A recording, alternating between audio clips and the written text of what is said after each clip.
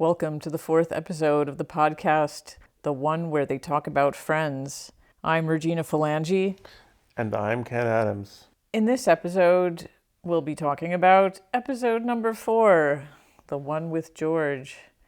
And it's called that because they can see George Stephanopolous' apartment from theirs. I mean, the women can see, Rachel and Monica can see George Stephanopolous' apartment from theirs. I had no idea who George Stephanopolous was, but it doesn't really matter. It makes for kind of a funny thing where they watch him and hope he removes his towel and all that kind of stuff. So Ken, how did you feel about this episode?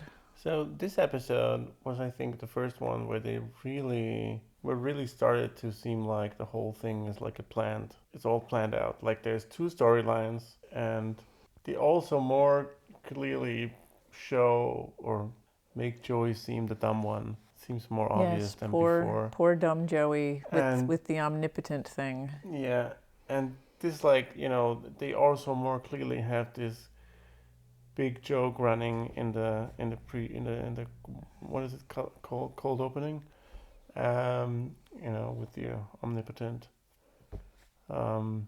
It's like elaborate setup, and then Joey falls into the trap of the point. Right. My opinion about this episode is there's this really strong feeling that the friends are getting into the friends groove. I have to say, the first 3 episodes seemed kind of amateurish, and I think we both felt that way. And now I have to say, I feel like it's very much like the rest of the series, very much into the friends groove and doing friends things. And this one also felt more natural. They just were doing normal things. They were going out to a basketball game, and they were having a girls' night at home. And hockey game. It was a hockey game, right? Ross does get a puck to the face. How could I have not noticed that? Obviously, it was hockey. Yeah, I thought it was funnier. Phoebe, funny. She was funny over and over again. Chandler, funny. One joke after another in the emergency room. The joke about being in the predicament room. He was just in top form. Chandler. There were a couple of really well made jokes in either side of the storyline by Phoebe and Chandler. Yeah. And it was really, yeah. They were both in top form, I feel. Absolutely in top form. Even the pizza guy was funny. I thought that was a nice touch. Was the pizza guy funny? You want to go back and watch it again? We just watched it. Yeah, the pizza guy was funny. Okay. He was just a funny pizza guy. But I was just surprised they just ordered one pizza for 3 people. I know, I couldn't get over that. I was like, where are the other 2 pizzas? Also, I was getting hungry watching that. Yeah, that's a problem. Too much food in this episode, and it was only 1 pizza. But it's true. I was like, where are the other 2 pizzas?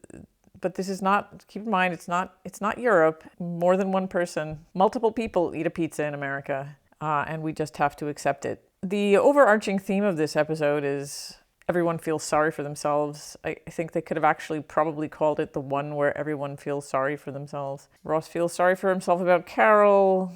Rachel feels sorry for herself about her lack of success in life. For poor Ross, it's like the 1-year anniversary of his, I guess, separation. No, it's the one. No, it's the anniversary. Oh God, it's so gross. It's the anniversary of the first time he slept with Carol, which was his first time. Whatever, cringy, but whatever.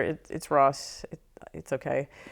And then Rachel, her incredibly sort of, I don't know, waspy friends come, pregnant, engaged, and just having been promoted, and oh man, it's just really rough. It's funny. This series is about basically the struggles of young people to get a footing in the world, have relationships, and be successful professionally. But especially all these years later, it's like, oh, the struggling, white, highly educated, well-off people.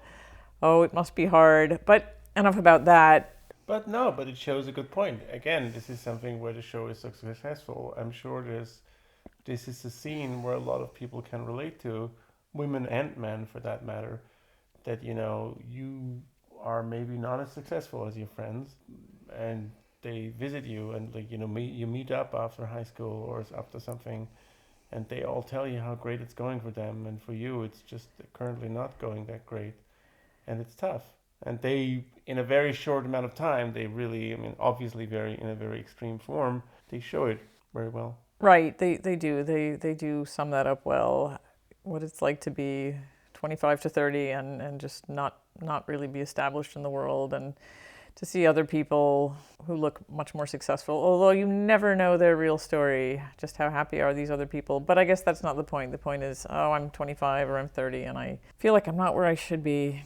But yeah, it is funny though, specifically I personally find it funny watching Rachel, because here she is, this gorgeous, perfectly coiffed, educated, well-off. I mean, her parents are well off. She now is trying to make it in the city by herself. But she does always have someone to fall back on. That is something to be kept in mind.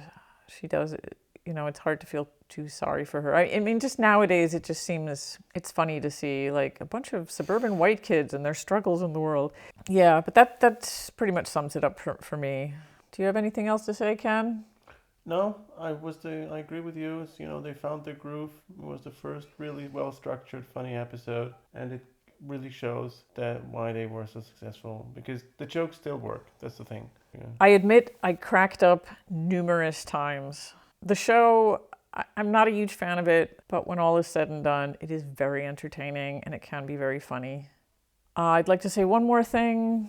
Just R.I.P. James Michael Tyler. He died a couple of weeks back. He played, for anyone who doesn't know, he played Gunther, who forever chased after Rachel.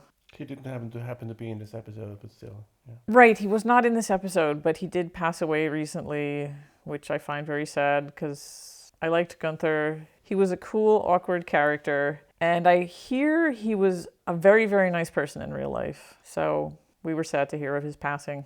But that's all we have to say about The One with George. See you next time on the one where they talk about friends. This is Regina Phalange. And this is Ken Adams.